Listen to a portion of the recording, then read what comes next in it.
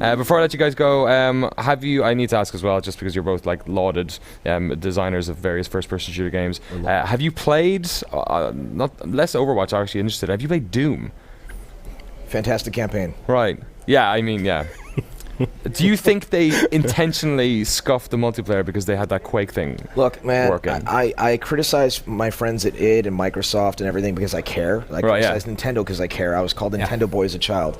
My thing about the new id, and I saw this. My wife used to work at id Software. She was a build manager back in the day. It's 7 years ago. She was working on Rage when I first started seeing her and whatnot. And Rage came out, and great campaign, absolutely stunning.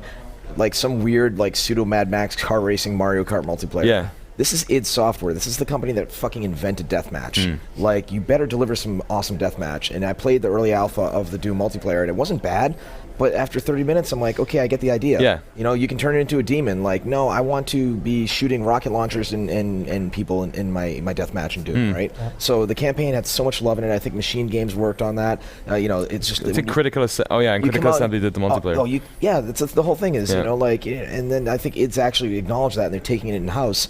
But, you know, business-wise, I'm like, that might be too little too late, guys. You know, like, you should have, you know, done that initially. And, like, again, you know, when you're putting out a disc-based game, people just trade in games now. Right, yeah. So by the time, you know, the multiplayer gets, you know, updated for them, people may have moved on to the next Call of Duty or maybe Lawbreakers or God knows what. Yeah. But I'll tell you, man, that campaign is just, it's crunchy, the weapons are amazing, the levels look so good, and they did such a good job of balancing, you know, when you're inside kind of the claustrophobic bases to kind of being on the Martian surface, you know, the particle effects, all of it. It's just really, really good. It's a real good time for first-person shooters, and you guys are coming out with one real soon. When can people get on the alpha for Lawbreakers? On the 18th this weekend. Awesome. Yeah, Saturday and Sunday.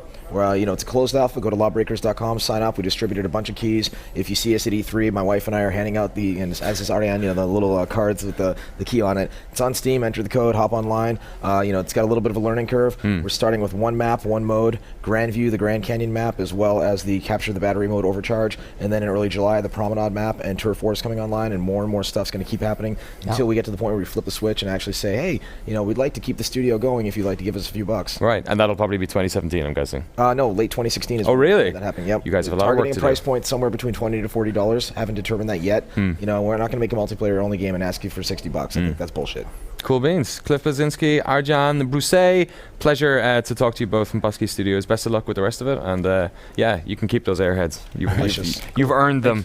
We'll be back in just a minute, folks. We're a bit of a shift of gears here from first person to hot strategy games. We've got Halo Wars 2 coming up in a little bit, but first of all, Dawn of War 3, back in 3 minutes.